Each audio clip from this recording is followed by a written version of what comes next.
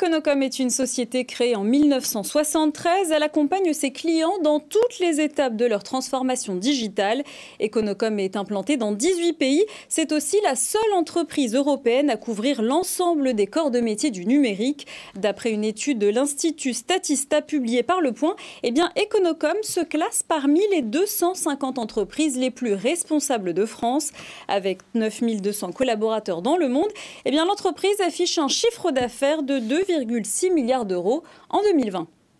Et j'accueille tout de suite Véronique Di Benedetto. Bonjour. Bonjour. Bienvenue. Vous êtes la vice-présidente de France d'Econocom en charge de la RSE. J'accueille également Guillaume Hérisson. Bonjour. Bonjour. Bienvenue, le co-directeur général du groupe ARES.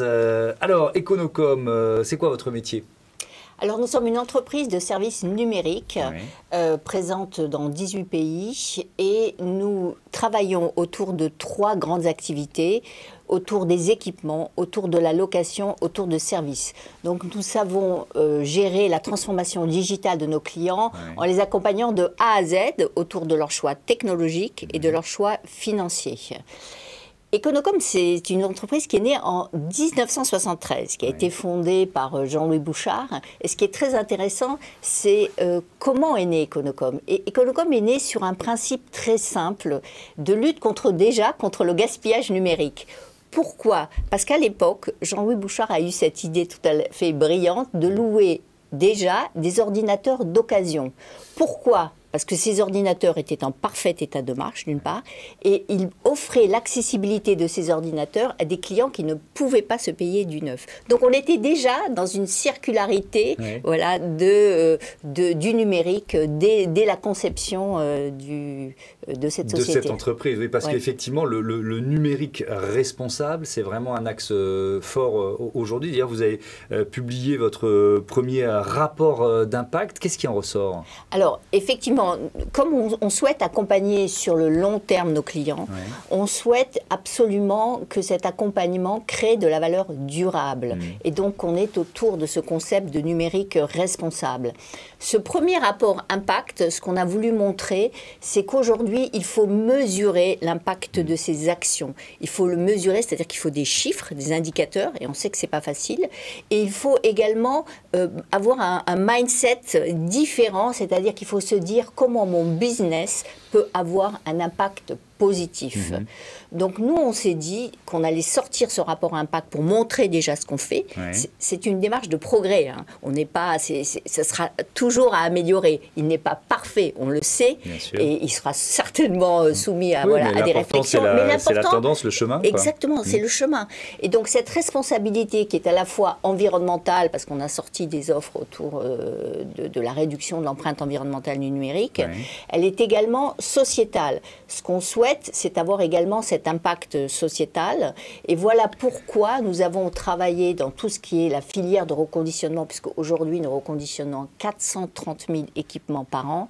Et donc, une partie de ces équipements, on les reconditionne avec des entreprises adaptées autour du handicap ou avec des entreprises de réinsertion professionnelle, comme ARES ici présente, puisque c'est vraiment ce besoin de dire, on peut faire du business, mais on peut aussi avoir un impact positif.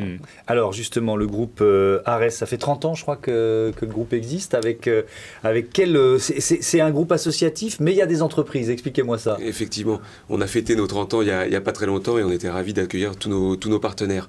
Le groupe ARES a été créé en 1991 et effectivement, on est un groupe associatif, donc avec un fonctionnement associatif, tout ce qui est de plus classique et une gouvernance très bien organisée.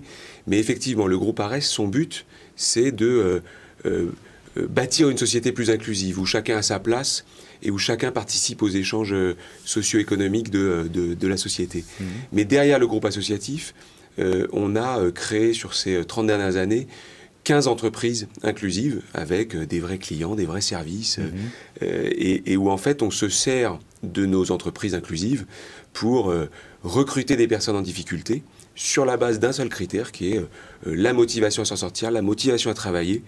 Et donc ces salariés viennent chez nous, on leur offre un travail, rémunéré évidemment, et un accompagnement social et professionnel pour résoudre les problématiques, les freins sociaux, et construire leur projet professionnel. Et nos clients, finalement, c'est des gens que vous côtoyez tous les jours, évidemment, des grands groupes, mais évidemment aussi Econocom, avec qui on travaille depuis près de 10 ans. Dans quel secteur d'activité vous êtes présent? On travaille principalement sur, on va dire, 3 grands secteurs, la logistique, l'économie circulaire et le numérique, qui sont souvent considérés comme des métiers en tension, des secteurs en tension, avec des forts enjeux de relocalisation industrielle ou d'emploi local en France. Et alors, donc, avec Econocom, vous travaillez ensemble depuis combien de temps et quelle mission vous remplissez?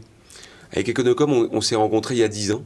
Et comme me disait Véronique, je pense qu'au fur et à mesure de ces 10 dernières années, c'est plus de 100 personnes chez nous qui ont bénéficié de l'activité que nous amène Econocom et qui se sont du coup finalement formées à ces métiers autour de... C'est l'économie circulaire et le numérique. Arès est convaincu depuis plus de 20 ans de devoir agir sur ce qu'on appelle le réemploi numérique solidaire. Donc finalement on a la même conviction que le fondateur d'Econocom, qui est que le matériel informatique peut avoir une seconde vie et voire avec nous une troisième vie à destination de populations qui ne sont pas équipées, ou en tout cas les personnes sous-équipées. Et donc du coup, Arès, par le biais d'Econocom, récupère une partie des équipements en fin de location. Et donc, on va travailler sur de l'audit de parc, de l'inventaire de parc, de l'effacement de données. Donc, il y a une partie de reconditionnement, ça c'est le premier métier, on va dire. De travail sur le parc informatique. Et puis ensuite, une partie de ce parc-là va être orientée dans nos structures sur des ateliers de reconditionnement pour donner une seconde vie aux équipements. Et Arès milite énormément pour que cet équipement aille à des causes sociales et solidaires. Pendant longtemps, on a été sur des causes sociales et solidaires à l'étranger.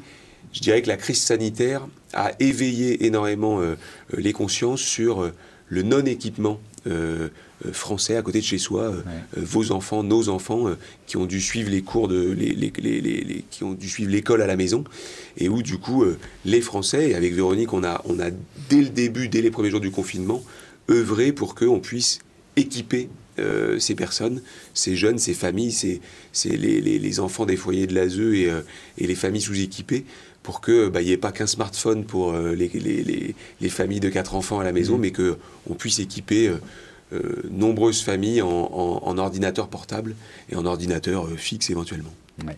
Et donc vous luttez ensemble contre ce qu'on appelle la fracture numérique. Merci beaucoup, merci à tous les deux d'être venus présenter Econocom, une nouvelle entreprise tout de suite et ses chiffres clés.